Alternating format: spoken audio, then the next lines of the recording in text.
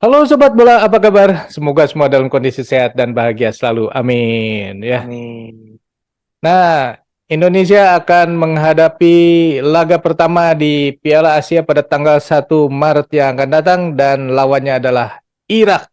Nah, Bro Betul. Ipung, bagaimana nih Ya, kira-kira permainan timnas Indonesia melawan Irak di laga pertamanya mereka? ya, memang ini laga yang tidak mudah ya, karena lagi-lagi kita harus menghadapi tim kuat. Tim kuat Irak di tingkat senior pun juga sudah pernah tampil di Piala Dunia. Dan untuk di level under 20, Irak di Piala Asia itu juga kan punya catatan prestasi yang bagus. Mereka tercatat kalau tidak salah 5 kali menjadi juara Piala Asia. Dimulai dari tahun 1975 dan berikutnya gitu ya. Ada beberapa fase tahun yang dia menangi gitu loh. Nah, tentu perjuangan berat ini sudah menjadi semacam ini ya, warning ya, bahwa ketika Indonesia akan melangkah pertandingan-pertandingan selanjutnya, tentu kita harus melihat pada pertandingan di awal gitu loh. Karena pertandingan di awal ini akan menjadi semacam barometer bagaimana kekuatan mental pemain kita, apakah siap untuk menghadapi turnamen sekelas Piala Asia, apalagi yang dihadapi nanti Irak gitu loh. Dan kita tahu bahwa Irak sendiri itu juga selain memang pemain-pemainnya banyak juga pemain-pemain muda yang bisa bermain mulai di tingkat klub mereka, kemudian di tingkat klub yang tersebar di Semenanjung Arab, bahkan ada juga pemain Irak yang bisa bermain di Eropa gitu loh. Hmm, Ada satu pemain Irak namanya Zidan Iqbal yang sayangnya dia menolak panggilan timnas Irak karena dia lebih fokus untuk bisa masuk ke dalam tim inti Manchester United gitu loh. Karena wah selama ini kan gila. dia masih muda masih masuk di tim mudanya Manchester United. Hmm, Tapi Erik ten Hag coach utamanya MU itu sudah punya proyeksi bahwa Zidane Iqbal ini akan dia segera promosikan ke tim utama di Manchester United. wow. Makanya kemudian Federasi Sepak Bola Irak ya memaklumi hal demikian karena Hmm, Zidane Iqbal boleh dibilang ini kan sebagai lokal hero-nya Irak ya, hmm, di mana Irak sendiri kondisi negaranya juga kan masih dalam tahap ini ya, membangun kembali gitu loh. Nah, hmm, diharapkan bahwa kehadiran Zidane Iqbal yang bisa menjadi inspirasi bagi pemain-pemain muda Irak lainnya itu hmm. juga kan bisa menumbuhkan persepak bolaan Irak secara keseluruhan gitu loh, Bro. Ya, ya. Ya, kalau Zidane menolak di MU, di kita Mhm. ada yang menolak nggak? Nggak ada ya. Dianggap bukan menolak ya itu ya. Tapi ya. Bukan. Ada juga kan di Indonesia pemain MU, tapi MU yang di Liga 1 Indonesia ya. Lain lagi. Madura Madura United ya, Bro. United. Oke, Bro Pung. Ya. Jadi kalau misalnya melawan tim yang sekelas seperti itu, apakah Indonesia pantas kalau misalnya STY bilang jangan merasa inferior itu karena melihat wow ini timnya Ya, gila, pemainnya keren-keren gitu kan, jadi langsung drop duluan gitu. betul.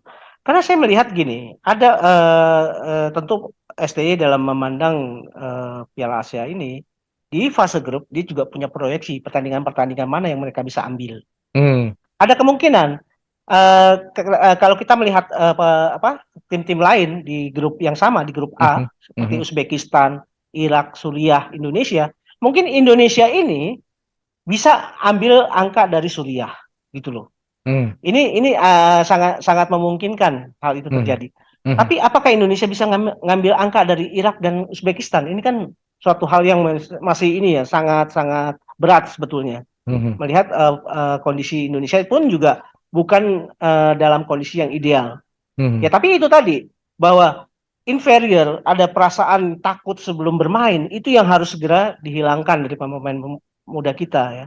mhm, Uh, kalau kita melihat pada gambaran permainan Indonesia di mini turnamen, itu kan kalau kita melihat secara utuh bagaimana organisasi permainan Indonesia itu kan sebetulnya sudah bisa jalan ya. mhm, Walaupun ada kecerobohan-kecerobohan yang terjadi dan banyak sekali peluang yang terbuang percuma. Ini yang harus bisa bisa ini ya dicarikan solusinya oleh STY. mhm, Nah, mhm, kalau misalkan kelengahan itu bisa hilang, Indonesia lebih efektif dalam finishing touch, bukan tidak mungkin Indonesia bisa mengalahkan Irak gitu loh bro. Ya, Ya itu yang kita harapkan. ya. Kalau berkaca kepada kualifikasi Piala Asia dulu ya, Mm-mm. yang nanti senior gitu yang akan Ya, berlaga di Januari 2024 nanti. Ya. ya, Itu kan waktu itu juga 3 pertandingan, satu ya, menang, ya kan? Dan dua ini kan sebenarnya lawan yang cukup kuat, tapi akhirnya kita bisa memenangkan salah satu di antaranya. iya. Ya, Itu tadi. dan saya pikir mungkin ini juga begitu ya settingnya ya. Dari 3 lawan ini, satu mungkin diprediksikan harus menang, Ya, dan satu di antara dua ini kalau bisa menang, oke, kalau enggak seri dua-duanya gitu kali ya. iya. Ya saya pikir gitu ya, karena pasti dari STY dan timnya sudah punya proyeksi mana Hmm, angka yang harus diambil dari tim yang mana. Itu tuh, hmm, udah pasti ya. hmm, Tapi ya kita juga tidak bisa mengandalkan pada intuisi.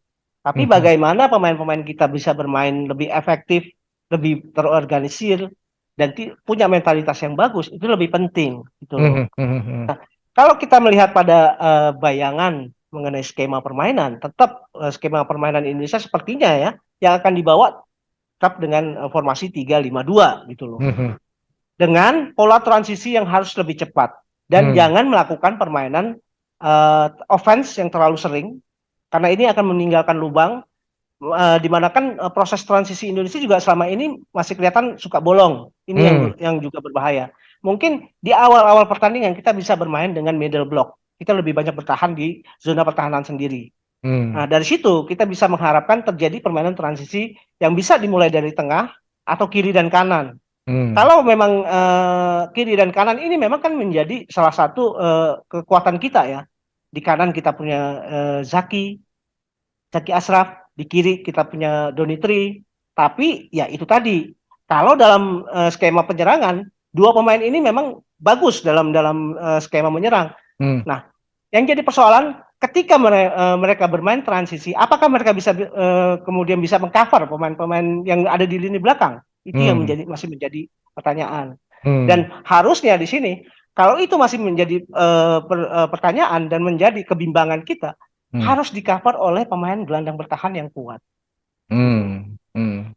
Jadi ini kira-kira siapa saja yang diturunkan untuk melawan Irak? Maksudnya begini, kalau misalnya Hmm. katakanlah STY ingin Hmm. memenangkan laga pertama ini melawan Irak, Ya, kira-kira berarti kan tim terkuat yang akan diturunkan. betul. Saya Nah, masih kira-kira, melihat gini. mhm, Heeh. Saya masih melihat gini. Saya masih mempercayakan ya, karena kita permainan transisi dan permainan sepak bola modern itu juga mengandalkan build up dari belakang. mhm, Saya masih mempercayakan posisi kiper pada Cahya Supriyadi. mhm, Walaupun di pertandingan ketika melawan Guatemala, mhm, dia juga kan melawan Selandia Baru, dia juga kan melakukan blunder ya. mhm, Nah, tapi Cahya Supriyadi saya pikir masih pemain yang tepat karena dia pintar dalam membuild up serangan. mhm, Nah, untuk di bagian belakang itu masih tetap Ferrari di tengah, di kiri saya masih percaya dengan Sultan Zaki mhm, dan di kanan ada Kakang. mhm, Nah, sementara di tengahnya dimulai dari adanya Donitri, kemudian di kiri ada Donitri, di kanan ada Zaki Ashraf, di tengahnya ada Zanadin Faris, ada Arkan Fikri, dan yang paling penting Ahmad Maulana. Karena saya mhm, masih punya harapan dengan Ahmad Maulana nih. mhm, Dari 3 pertandingan di mini turnamen, pemain yang paling konsisten bermain itu saya lihat pada Ahmad Maulana. mhm, Dan dia selain pemain gelandang bertahan yang cukup cepat dalam mengcover, dia juga punya feeling dan punya kebiasaan untuk berani menerobos pertahanan lawan. mhm, Nah, untuk di depan, saya lebih cenderungnya ke Hoki Caraka. mhm, Hoki Caraka ini bisa ditemani oleh bisa Hugo Samir, bisa Ronaldo Kuateh. mhm, Tapi kalau melihat pada bagaimana fighting spirit, kemudian ball winner, tipe-tipe pemain yang ball winner, saya melihat pada Hugo Samir. mhm. Saya melihat seperti itu formasinya, bro. Ya, ya. Artinya ini akan jadi tim utama ya. Tapi kalau misalkan SM merasa bahwa udahlah kita apa namanya kita berikan nilainya bukan dari Irak misalkan. Kan Hmm, berarti bisa jadi bukan tim inti yang dikeluarkan kan, tapi dengan iya. model bertahan yang sekuat-kuatnya. Kalau misalnya yang model bertahan sekuat-kuatnya kira-kira siapa aja, Bro? Gini, kalau saya melihat bahwa pilihan yang apa bermain bertahan itu bukan pilihan yang terbaik Hmm, dalam dalam hal ini ya. Lebih baik kita tetap bermain dengan pola yang kita miliki. hmm, Artinya kita tetap mengandalkan permainan-permainan transisi cepat. hmm, Nah, dengan demikian kita juga kan tentu tidak bisa berpatokan bahwa kita hanya bisa mengambil angka dari Suriah, katakanlah hmm, ya seperti hmm, itu. hmm, hmm, Karena Suriah mungkin yang paling mendekati hmm. kualitasnya dengan tim Indonesia. Tapi bagaimana di pertandingan pertama ini juga kan punya dampak terhadap pertandingan-pertandingan berikutnya. Iya, betul itu. Eh, eh. Saya juga melihat bahwa persiapan Irak di mana mereka juga kan punya jeda waktu antara kedatangan dengan pertandingan pertama itu begitu dekat. Hmm, Nah, itu coba juga diambil sebagai sebuah keuntungan gitu loh, hmm. Bro. Ya, Jadi walaupun ya itu itulah. juga nggak bisa ditebak, bisa aja kan mereka punya jamu Betul. kuat kan yang tiba-tiba jadi berpower. Ya. Oke, Bisa. Bro, ini artinya kalau misalnya bermain untuk bertahan dianggap bukan ini yang apa namanya, bukan skema yang pas ya untuk melawan Irak. Betul. Ya. Betul. Karena gini, filosofi sepak bola Indonesia, saya melihat bukan filosofi sepak bola seperti Italia misalkan, Mhm. yang punya naluri bertahan yang cukup kuat di semua Hmm, pemain. hmm, Catenaccio seperti itu ya. Tapi kalau filosofi sepak bola Indonesia itu lebih suka menyerang sebetulnya. Mereka hmm, punya naluri-naluri menyerang lebih kuat ketimbang naluri hmm, bertahan hmm. gitu. Nah, jadi percuma kalau Indonesia disuruh bertahan itu saya pikir nggak akan menghasilkan apa-apa gitu. Ya, ya, ya. Ya, saya kira wajar lah demikian STY banyak yang menyerang ya kalau gitu ya. Karena memang kita lebih suka menyerang rupanya. Oke juga di Bro Heri ini. Oke, berarti kalau misalkan kita berhasil memenangkan laga ini, mungkin skornya nggak jauh ya, Bro ya? Ya, saya berharap ini ya yang terburuk lah kita dapat seri. Karena Hmm, dengan demikian saya punya keyakinan di pertandingan berikutnya melawan Suriah kita bisa menang. hmm, Nah, berbeda kalau melawan Uzbekistan. hmm, hmm. Karena STY sendiri menganggap tim-tim yang paling punya peluang untuk berangkat ke Piala Asia nanti itu kan dari Piala Dunia nanti. Dari Piala Asia ini kan akan dipilih 4 tim yang bisa masuk semifinal. Betul, ya. Nah, dari 4 tim yang posisi yang tersedia, STY melihat bahwa peluang terbesar ada di Uzbekistan, Korea, Jepang, Australia dan Arab Saudi gitu loh. Hmm, Jadi 5 tim ini yang menurut proyeksinya STY atau intuisinya STY akan memperebutkan tempat menuju Piala Dunia ke nanti. Piala Dunia. Indonesia nggak perlu menang juga sebenarnya udah masuk ke Piala Dunia, tapi jangan sampai nanti di Piala Dunia juga kelihatan bahwa kualitas kita jauh dari para peserta yang lain kan gitu ya. Betul. Ya, Justru oke. itu yang di-highlight oleh STY. Jangan sampai punya mentalitas bahwa kita menang atau tidak menang, kita pasti Ya, tampil di Piala Dunia. Itu jangan oke. seperti itu.